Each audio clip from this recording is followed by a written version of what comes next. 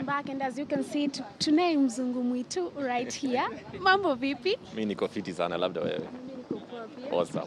Let me ask, yani like tunaweza ongea Kiswahili chochote English? Kwanza tukiongea Kizungu nitauma ulimi bana. But you're doing well? Asante, yeah, I'm doing good. Yes. Tumekupata hapa hivi in preparation for the Love Nairobi Festival. Na utakuwa MC jamani. We. Hey. Unajua watu wanakuja kuokoka lakini lazima wacheke kwanza. Wacheke wakiokoka lazima. Watu wengi hawako wanajua labda like you do MCing. I think most people have never seen that side of. Sasa wataona by fire by force wataniona niki MC. So yeah, no, like ni kitu yenye ninafanya like napenda kufanya. I think kwanza ni kama like Maisha ni mbili. Pale UK ilikuwa na MC. Like my events nini. Sasa ni vile tu content imekuja hiyo side, sasa tumeunganisha. And you know, also most people don't know that you are an ordained reverend. Nakwambia. Let me tell you, also land of it today. Hey, journalists, do your work. But no, ni ukweli, I think shida tu, I think like kwa Christianity kuna culture mingi imeingilia. Sasa of course mtu akifikiria pastor, bishop, nini kuna image inatokea kwa akili yako. Sasa na kuna image na kuna characteristic. Sasa mimi nakuja na sasa majins ni rugged, shirt ni untucked, nywele ni mrefu, tattoos zimejaa paka hapa. So I think I endani na vile watu wana expect, but you know hata Yesu akikuja akuendana vile watu walifikiria. So unajua hata watu walipiga Yesu mavita bana akikuwa. So like sisi wa Kristo hatufai kwa yani so rigid. And I think that's kitu wenye utaona kwa Love Nairobi Festival. Like unajua like tuna preach the gospel but si vile umezoea. Like yani umewahi ona mtu akihubiri ride nduthi akifly kwa mastance nini ujai. You know, like I think that's what tunaleta a new wave. Si vile umezoea. You know, Yesu alikuwa mtu ya mtaa. Haikuwa ati you know nini. So hata Yesu alibreak rules mingi, you know, kwa dunia. So kila mtu alikuwa anasema huyu ni nani. So I think that's the new generation that we're bringing. Tuna preach but na fire by force, but in a way, you know, gospel haijawahi change. But really una present lazima change kwa sababu generation inabadilika. Yeah. I'd like to know, when did you know that you have that calling? Which calling? You're a reverend. Hey, unajua mimi nakuanga very passionate about so many things. So I think vile niliokoka, you know, like basically kuhubiri ama kuevangelize ama you know iko na majina mingi, but at the end of the day niko kwa passionate about the love of Christ. Sasa kama uko passionate itatoka tu. Ilitoka lini? Sasa niliokoka, nilikuwa Mkristo nikiwa mtoi. Sasa teenage years nilikuwa nafanya vituko yangu, halafu niliokoka tena nikiwa around 19 years. So ninasema around that time. And let me ask you, you've talked about maybe the characteristics that people expect a pastor or a reverend to have. And wakati ulikuja Kenya, and maybe you being a reverend, is it something that has affected you? Maybe watu ambao wanajua kwamba you're a reverend, but wakikuangalia, it's not what they are familiar with. Imeku affect, maybe watu wakakukashifu, wakakukondemn, and things like that? I think kwangu sija experience, but ninasema like I think that's what sisi kama Wakristo, hata si mapasta, ni Wakristo tu in general.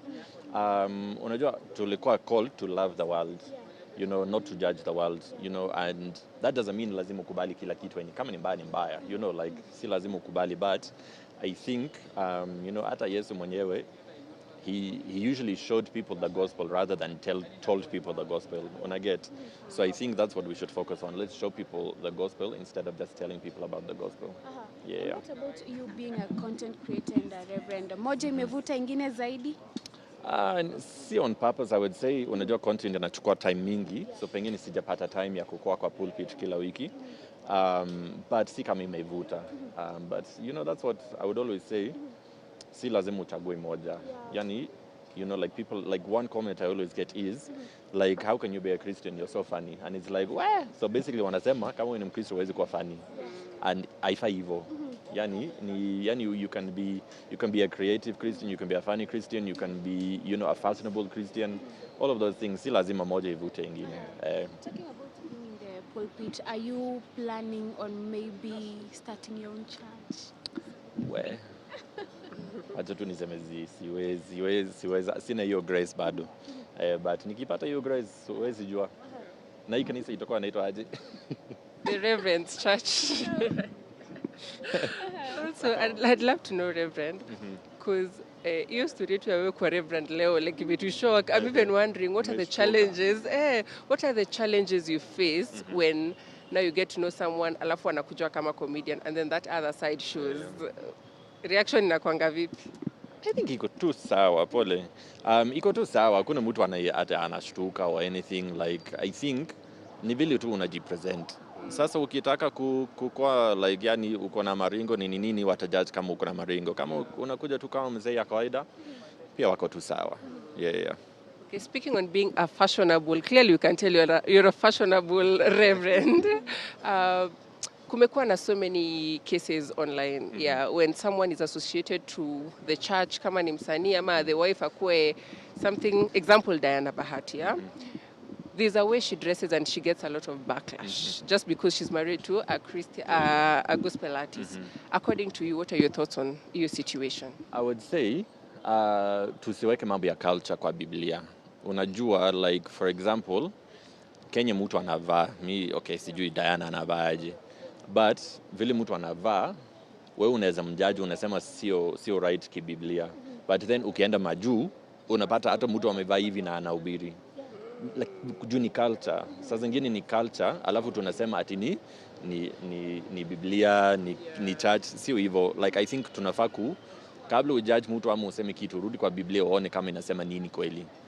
But sijui Diana anavaaje, sasa siwezi jua kama ni mzuri ama ni mbaya. But kwanza mavazi sasa, so unajua, let me say for example, so Yesu akiwa like kwa world, unajua culture hiyo time anavaa like ni kama ka dress vile Waislamu wanavaa saizi. Sasa ukivaa hivyo, sasa mtu akiingia akivaa dress, so atasema sijui nini, but ni culture. Una get? So let's not weka mambo ya culture sana kwa church. Church ni Biblia na ni Yesu. Culture ikai kando. Maybe ningependa kujua, what is that one thing that has shocked you, ukiangalia maybe culture here in Kenya and maybe in London where you come from? I think, to be honest, nowadays culture ya Majuu inanishock kushinda hapa. Yani nilipiga tu transfer akili, mdomo, paka tumbo, imepiga tu transfer. So I think sana nikienda Majuu ndio unashtuka sasa. Kwanza comedy, so mimi ni comedian. Yani nikienda huko, yani siwa find funny. Yani wanacheka, yani how wanafikiria they've made the funniest joke in the entire world. Alafu mimi nakaa tu nikizuba like sielewi hata hiyo joke. Lakini Kenya, I think Kenya humor is just different. So I would say that's the thing that niko so much different na hawa saizi. Alafu accent pia. Hao wanasema accent yangu ya UK imeisha kabisa. Talking of that, I don't know whether now the fact that, most people akikuangalia sahi hata, like you're so much into like Kenyan, I don't know whether that has caused maybe some, for lack of a better word, issues back at home. Like watu kuambia labda wewe sasa umekuwa Mkenya, like maybe you're not part of us. Yeah, no, imekuwa kidogo, but at the end of the day, maisha yangu iko hapa. Like I live here, I go to the UK like maybe 6 weeks a year. Sasa kama unasikia vibaya, tunasema wasikie vibaya na huko. Anyways, your family based? So like my mom and dad, my mom and dad and parents, ona vile kizungu left. So my mom and dad, my siblings wote wako UK. I'm the only one here. Nilipiga tu transfer. Any alone, you just moved like that and your life changed? I think sijui ilikuwa 19 ama 20 nilihama. When I left my mom and dad's house is when I left the UK. What was the reason for that transition? I just loved Kenya. Kenya, when wanasema home is not a place, it's a feeling. And when I came to Kenya, I felt like I was at home. Was it maybe hard because of course kuna ile culture shock, you're not used to a lot of things? Honestly, no. Wow. Like travel like sana. Nikienda mahali like 2 weeks naanza kusikia hiyo homesick. Homesick sijawahi sikia Kenya. Yani nyinyi mumeni adopt by force. So this means you're not, haijafika point ukafeel lonely? Okay, kukuwa lonely but not homesick. Unajua hata huko unaweza kuwa lonely huko. But no, like Kenya ni home bana. Siwezi nimekwama tu. Hebu tuambie one thing you love about the Kenyan people. Okay, okay, sitaki kurudia. I would say humor, but I've already used that. Like, yani sisi, we just make a joke about anything. Yani kitu iko serious, yani kitu imefanyika leo. Jioni umeshaona memes zimetokea. I would say that's like our coping mechanism. Like, yani, like wanasema ukiboeka Kenya, like kusema ukweli sisi tu, humor ndio survival mechanism yetu kabisa. No, with all that, this means Mzungu Mwitu will prefer marrying a Kenyan lady. Ati? Mzungu Mwitu will prefer marrying a Kenyan lady. Sasa sielewi kizungu. Okay, nasema hivi ina maana kwamba Mzungu Mwitu angependa kuoa msichana kutoka hapa Kenya? Sasa sielewi swali sanifu. Ashaoa. Ukiuliza na Kiluya nitajibu. Unahepa swali. Ukiuliza na Kiluya nitajibu. Mimi sijahepa, kama si ungekuwa na Luya translator hapo ungepata jibu, lakini unfortunately hujaelewa swali. Sijaelewa hiyo swali. Alright. Bado next time tukikutana tutakuja na Kiluya sasa, but anyway. But anyway, of course you run an organization, and I think that's why jina dad inatokanga. How has it been? So imekuwa, unajua, like pia like, so kwa hiyo organization saizi tuko na 45 kids. Okay, ni young people. Sio watoto wadogo, but ni ngumu kwanza kipesa. Sasa wewe unapanga, like kama wazazi wanasikia, so hao wanajua wakipanga school fees moja. Sasa mimi napanga school fees ya watoto 45. Na uchumi. What was the idea behind that organization? So tunasaidia maboy child. So basically ilikuwa like kuna organizations mingi wanasaidia girls and like wamama, watoto, which iko sawa, ni poa. But then kama unajenga tu side moja na unaacha hiyo side nyingine inaumia. So that's why tuliamua. Talking of that, maybe are you planning to have the organization extended also to other countries ama bado hapa Kenya tu? I would love that. Ni pesa tu. Like kama pesa itakuja, tuna spread dunia mzima, Kenya mzima. Wacha tuone. Are you open to sponsorships? Yes, lazima. So like most of our funding at the moment inatoka Majuu, but inafaa kutoka Kenya. Kenyans tuko na pesa. Si wote, but Kenya, tembea pale Msaiga, Karen, Gigiri, utashtuka watu wako na pesa.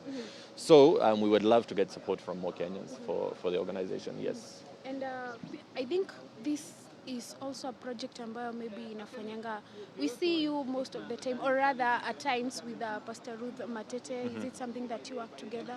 Not really. I mean, Ruth, we go way back. So nilikuwa birthday ya her late husband. Okay, so it's weird, like nilipatana na Ruth kwanza, and then nilipatana then it was the fiance separately, and then nilijua hawa pamoja. But no, like we go way back, like I think around like 2015. But yeah, I was really good friends with the late husband, who passed a couple of years ago. So basically, like, so tuko tight sana. I think like nimependa kusimama na yeye juu ya mtoi pia, like like hata saa zingine na feel guilty juu like I'm seeing the daughter grow up and he's not able to see because ameshaenda. So I think tuko tight sana, but not kikazi, ni kirafiki tu. Alright, and now talking about the organization, of course, you said you're open to getting help from other people. Sijui mtu angekuwa pale nje angependa kusaidia in one or another, anaweza ku-reach out ama anaweza wa-reach out vipi? Yeah. So kwa socials, for the organization, kwa socials na kwa website, I need to have the NOAH initiative, NOAH initiative. Utatupata tu. We'd be so grateful for anybody that reaches out. Yes. Okay, thank you so much for speaking to us. Thank you so much. Yeah, and remember next time we'll have a Luya translator. Or Yomono. Thank you so much.